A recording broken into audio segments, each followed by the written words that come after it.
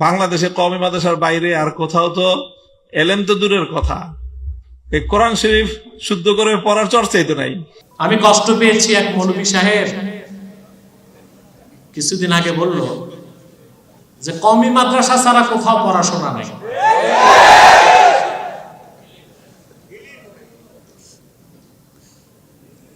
আমি তাদেরকে বলবো যে না, অবশ্যই কওমি মাদ্রাসা ইলমের মূল ধারাটাকে ধরে রেখেছে। আগে যে ওল্ড স্কিম আলিয়া মাদ্রাসা ছিল, তার নেসাব আর কওমির নেসাবে কোনো পার্থক্য ছিল না। আলিয়া পৃথিবীর বিখ্যাত বিখ্যাত আলেম তৈরি করছে। সারা বাংলাদেশের কওমি মাদ্রাসায় ইফতা বিভাগে কাওয়াইদুল ফিক পড়ানো হয়। এটা লেখাকার আমিমুল এহসান মুজাদ্দিদি। বাইতুল মুকাররমের ইতিহাসে এইরকম বিশ্বমানের কোন খতিব আজ পর্যন্ত আর আসে নাই। সৈয়দ আমিমুল এহসান মুজাদ্দিদি রাহমাতুল্লাহ কলকাতা আলিয়ার ছাত্র, পরবর্তীতে কলকাতা আলিয়ার শিক্ষক, পরে ঢাকা আলিয়ার শিক্ষক, পরে বাইতুল মুকাররমের খতিব। কাওয়াইদুল ফিক তার লেখা, এটা দেওবন্দেও পড়ানো হয়। আলিয়া মাদ্রাসাতে অনেক বড় বড় আলেম তৈরি হয়েছে, হয়েছে না? আপনাদের সিলেটে ছিল শাইখুল হাদিস মাওলানা হাবিবুর রহমান, উনি তো আলিয়ার ছাত্র ছিলেন। উনি তো আরব আমিরাতে বিচারক ছিলেন। হরমুজুল্লাহ শাহেদা, ওনার নামও শুনেছি। অনেক বড় বড় আলেম আলিয়া থেকে বের হয়েছে, খ্যাতমত করেছে। কওমি আলিয়ার বিভেদ সৃষ্টি যারা করে, তারা মূলত ছোট কলিজা রাখে, দিল ছোট, কনজাস্টেড মাইন্ড। আমরা মনে করি আল্লাহর দ্বীনের খ্যাতমতে কওমির যেমন অবদান আছে, আলিয়ারও অবদান আছে। আমরা কাউকে খাটো করব না। বাংলাদেশে এখনো কিছু আলিয়া মাদ্রাসা পড়ার মানকে ধরে রেখেছে। যে মৌলভী সাহেব কটাক্ষ করছে, আমার মনে হয় 1 ঘন্টা ক্লাস নিতে পারবে না। এগুলো বলবেন না, এগুলো করবেন না। আলিয়াকে কিভাবে বাদ দিবেন? আলিয়া মাদ্রাসার সাথে সংশ্লিষ্ট আছে দেশের 2.5 কোটি মানুষ। কত? এসব বাদ দিয়ে আপনি কি করবেন? লাগবে ইলমে দ্বীনের ব্যাপক খ্যাতমত, দারসে নিজামি কমিতে হচ্ছে, এটা তো অনস্বীকার্য। কিন্তু আলিয়ার মাধ্যমেও ব্যাপক খ্যাতমত হয়েছে। যারা জুলাই আন্দোলনের নেতৃত্ব দিয়েছে, ছাত্র নেতাদের অধিকাংশই আলিয়া মাদ্রাসার ভারে। কথা বুঝতেছেন প্রিয় ভাইরা? যে কথা বলছিলাম, তাহলে কয়টা জিনিস শিখাবেন? সন্তান ছেলে হোক মেয়ে হোক, আল্লাহ হাবিবের ভালোবাসা, আল্লাহ হাবিবের বংশধর আহলে বাইতের ভালোবাসা, আর আল্লাহর কোরআনের তেলাওয়াত। এই 3টা জিনিস যদি তাকে বালেগ হওয়ার আগে শিখায় দেন, ওই সন্তান কোনোদিন কাফের, মুশরিক, নাস্তিক হবে না। সুবহানাল্লাহ। কাফের, মুশরিক, নাস্তিক হবে না। আমরা পারবো তো ইনশাআল্লাহ? আহলে বাইতের অনুসরণ করবো তো? এবার আসেন, আহলে বাইতের অনুসরণ কিভাবে করব, আমি তার একটু ব্যাখ্যা দিয়ে আজকের মতো বিদায় নিব। আহলে বাইতের উজ্জ্বল নক্ষত্র ইমাম হোসেন রাদিয়াল্লাহু তাআলা, তিনি কারবালার ময়দানে গেলেন।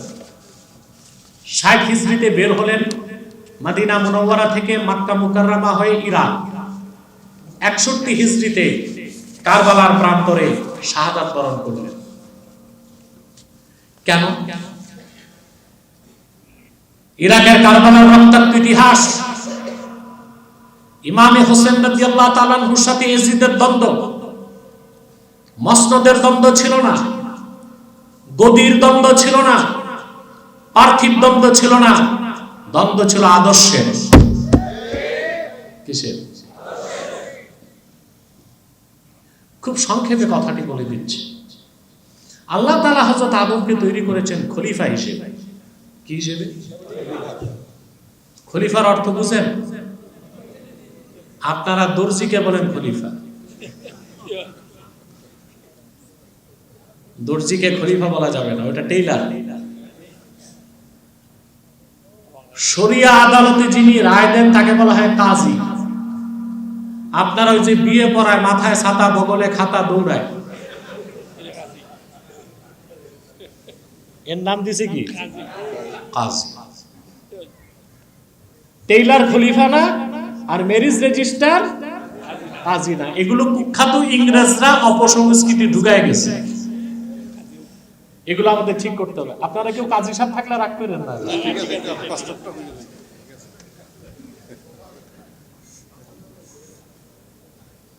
প্রিয় বন্ধুরা, আদম আলাইহিস সালামকে আল্লাহ তৈরি করেছেন খলিফা হিসেবে। খলিফা, আল্লাহ তাকে বেহেশতে তৈরি করলেন, ঠিক না? বেহেশতে তৈরি করার পর তাকে জীবন সঙ্গিনী দিলেন হাওয়াকে। তারপর আল্লাহ হুকুম করলেন, وَقُلْنَا يَا آدَمُ اسْكُنْ أَنْتَ وَزَوْجُكَ الْجَنَّةَ وَكُلَا مِنْهَا رَغَدًا حَيْثُ شِئْتُمَا وَلَا تَقْرَبَا هَذِهِ الشَّجَرَةَ فَتَكُونَا مِنَ الظَّالِمِينَ। আল্লাহ বলেন, আমি আদমকে বললাম, হে আদম, তুমিও তোমার স্ত্রী পরমানন্দে বেহেশতে বসবাস করো, যা খুশি তা প্রাচুর্যের সাথে খাও, তবে এই একটি বৃক্ষের কাছে যেও না। খেয়াল করে দেখেন, আল্লাহ বেহেশতে আদমকে একটা আদেশ করছেন আর একটা নিষেধ করছেন। একটা আদেশ, সভাপতি সাহেব সময় আমি দেখি না, আমার ঘড়ি নাই, মোবাইলও নাই, আর 20 মিনিট আছে। বাহ, দেখতে দেখতে 40 মিনিট চলে গেল। 20 মিনিটের মধ্যে আমি শেষ করছি, আমার আবার 10:10 ফ্লাইট ধরতে হবে। হ্যাঁ, কম আছে। প্রিয় সুধীগণ, কথা শুনতেছেন তো? আল্লাহ একটা আদেশ করলেন আদমকে, আর একটা কোথায়? যে আদেশ মানা নিষেধ ছাড়া, এর নাম ইবাদত। এর নাম কি? শয়তানের প্ররোচনায় হযরতে আদম একটা ভুল করে ফেলছিলেন। গুনাহ করছেন বলতে পারবো না, পাপ করছেন বলতে পারবো না, শয়তানের প্ররোচনায় ভুল হয়েছে। কি হয়েছে? আল্লাহ তাকেও তার স্ত্রীকে বেহেশত থেকে নামাই দিলেন। শত শত বছর তওবা করছেন, কবুল হয় না। এ ব্যাপারে সহিহ সনদে 5টা হাদিস আছে। হযরত আদমের মনে পড়ছে আল্লাহর হাবিবের কথা, দোয়াতে বলছেন, আল্লাহ মুহাম্মদ সাল্লাল্লাহু আলাইহি সাল্লামের খাতিরে আমারে maaf করে দাও। এই হাদিস আল মুস্তাদরাক আলা সাহিহাইনও আছে, মুজাম তাবারানীতেও আছে, মাওয়াহিবুল লাদুনিয়াতেও আছে, শারহে মাওয়াহিবও আছে। একদম সহিহ সনদে 5টা riwayat পাওয়া যায়। কয়টা? 5টা। আল্লাহ ডেকে বলছেন, কাইফা আরাফতা মুহাম্মাদা ওয়া লাম আখলুকহু। আদম, তুমি আমার হাবিব মুহাম্মদ সাল্লাল্লাহু আলাইহি ওয়াসাল্লামকে চিনলা কেমন করে?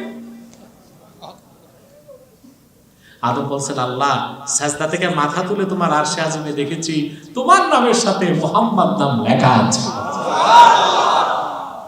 আল্লাহ বলেন, ঠিকই বলেছ, আমার সবচেয়ে প্রিয় আমার হাবিব মুহাম্মদ সাল্লাল্লাহু আলাইহি সাল্লাম, ওনার খাতিরে তোমাকে maaf করে দিলাম। ইবাদত শুরু হলো কই? বেহেশতে। দুনিয়া শুরু হলো খেলাফত। আল্লাহ তাকে ওহী দিলেন, হযরত আদম রাসূল হইলেন, নবী হইলেন। আল্লাহ বললেন, এবার আমার জমিনে আমার হুকুমকে কায়েম করো। আদেশ মানা নিষেধ ছাড়া তার নাম ইবাদত, আদেশ মানানো নিষেধ ছাড়ানো তার নাম খেলাফত। আবার বলছি, আদেশ মানা নিষেধ ছাড়া তার নাম কি? আদেশ মানানো নিষেধ ছাড়ানো তার নাম কি? আমরা বাংলাদেশে হুজুররা কি করি? মানুষকে বলি, ভাই নামাজ পড়েন, নামাজ পড়লে এত সওয়াব আছে, ঠিক না? কিন্তু কেউ যদি নামাজ না পড়ে হানাফি মাযহাবের ফতোয়া অনুযায়ী তাকে বেত্রাঘাত করতে পারবো? কথা বলে না, বেত খাইতে হবে, দিলে খাইতে হবে, ঠিক কিনা? কিন্তু খেলাফতের ভিত্তিতে রাষ্ট্র বানাতে পারলে বেনামাজিকে আমাকে বেত মারতে হবে না, পুলিশের হুইসেল শুনলে সব বেনামাজি মসজিদে ঢুকবে। আদেশ মানা নিষেধ ছাড়া ইবাদত, আদেশ মানানো নিষেধ ছাড়ানো। মাতো মাতো, আরো মাতো, আরো মাতো।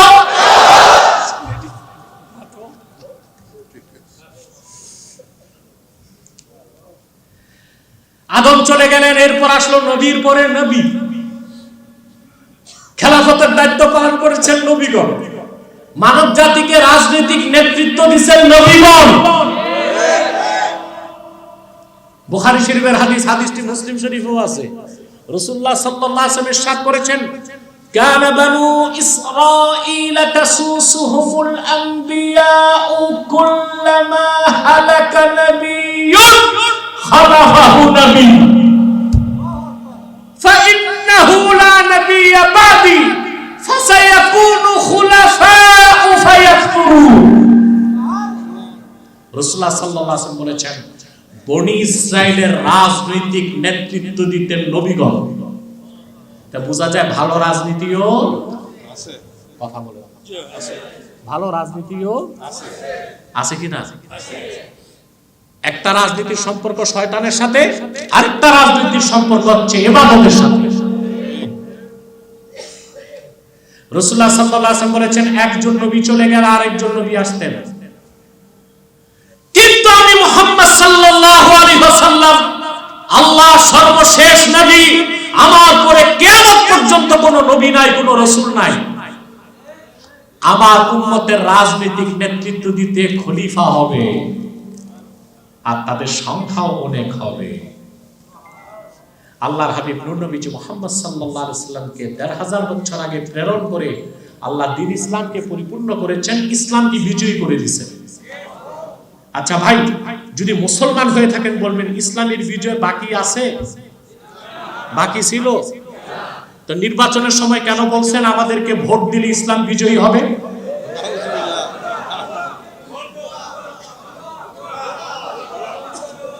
এই কথা বললে ঈমান থাকবে? চিল্লায় বলেন ঈমান থাকবে? আজ যারা মাঠে ময়দানে আমার বিরোধিতা করছে তাদের সাথে আমার রাজনৈতিক দ্বন্দ্ব নাই। ইমাম হোসেনের উত্তরসূরি হিসেবে আমি ইয়াজিদের উত্তরসূরিদের সাথে আমার দ্বন্দ্ব। আদর্শের লড়াই, আকীদার লড়াই।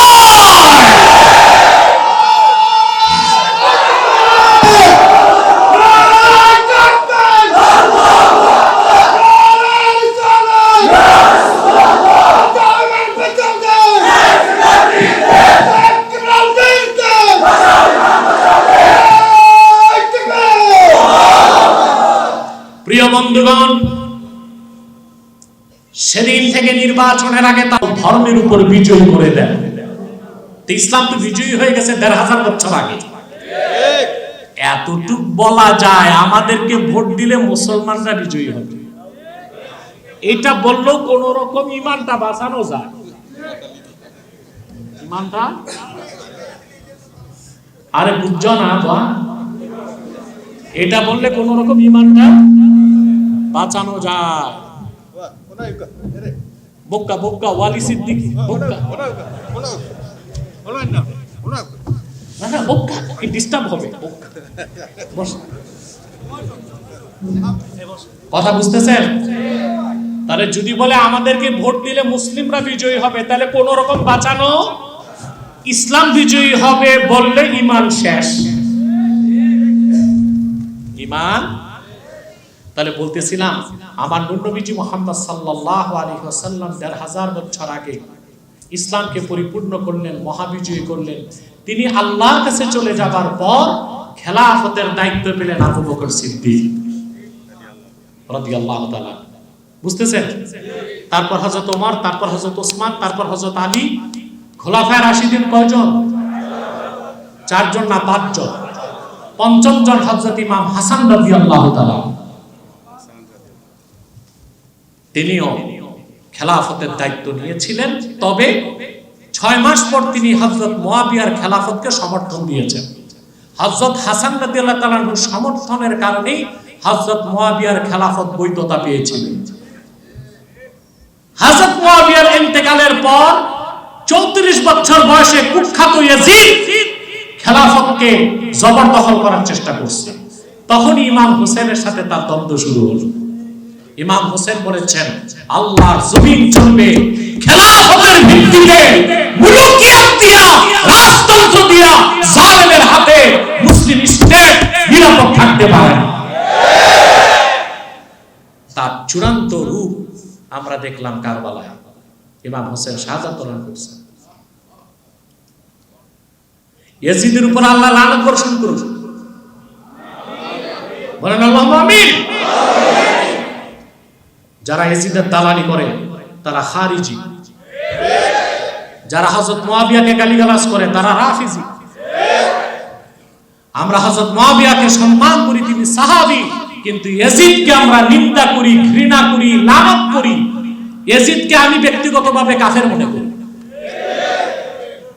এটা আমার কথা না, মাহমুদ আলুসি রুহুল মাআনি 25তম খণ্ড 309 পৃষ্ঠায় কোরআন শরীফের আয়াতের ব্যাখ্যা করতে যে বলেছেন যে আমার প্রবল বিশ্বাস, ইন্নাল খাবিসা লাম ইয়াকুম মুসাদ্দিকান বিরিসালাতিন নবী সাল্লাল্লাহু আলাইহি ওয়াসাল্লাম।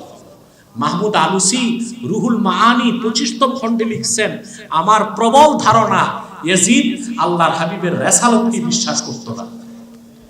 তো তাকে কি মুসলমান বলা যায়? আমরা আহলে বাইতের অনুসরণ যদি বর্তমানে করতে চাই, করব?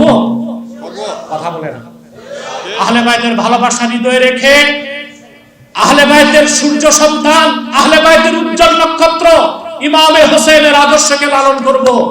আমরা রাজনীতি বিশ্বাস করি, খেলাফার রাজনীতি আমরাও চাই। আলা লাহুল খালকু ওয়াল আমর, জমিন যার হুকুম তার, তবে সেটা গণতন্ত্র, রাজতন্ত্র, সমাজতন্ত্র দিয়ে নয়। ইমামে হোসেনের রাজনৈতিক আদর্শ খেলাফার অনুসরণে সে রাষ্ট্র প্রতিষ্ঠিত করতে হবে। সকলকে ধন্যবাদ। আমি সবার জন্য দোয়া চাই। আল্লাহর রহমান টিপু সাহেব এই সংস্থা ওয়েলফেয়ার, শাহজালাল ওয়েলফেয়ার ফাউন্ডেশন পক্ষ থেকে যে আয়োজন করেছেন, এটা অত্যন্ত মহতি উদ্যোগ। আমি শুনেছি যে ফুলতুলি দরবার শরীফের উজ্জ্বল নক্ষত্র আল্লামা হুসামউদ্দিন চৌধুরী সাহেবজাদা ফুলতুলি তিনি এসেছিলেন, দীর্ঘক্ষণ ছিলেন, হয়তোবা ব্যস্ততার কারণে চলে গেছে। অনেকক্ষণ অপেক্ষা করেছেন, আমার তো ফ্লাইট দেরি হয়ে গেছে। আল্লাহ সকলকে আজর নাসিব দান করুন।